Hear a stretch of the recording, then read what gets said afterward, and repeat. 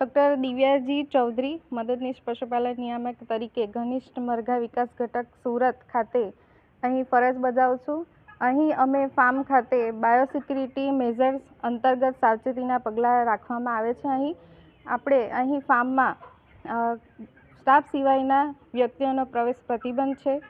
ફાર્મના એન્ટ્રન્સમાં ફૂટબાથ રાખવામાં આવ્યું છે, જેમાં જંતુનાશક દવાનો ઉપયોગ કરીએ છીએ, જેથી બહારના વ્યક્તિ દ્વારા અંદર રોગ ફેલાય નહીં. ત્યારબાદ અમે ફાર્મની ફરતે ફેન્સિંગની વ્યવસ્થા છે, જેથી બાહ્ય પરિબળો જેવા કે કોઈ અન્ય જાનવર અંદર પ્રવેશી શકે નહીં. તેમજ ફાર્મની અંદર નિયમિત રીતે સાફ સફાઈ કરવામાં આવે છે.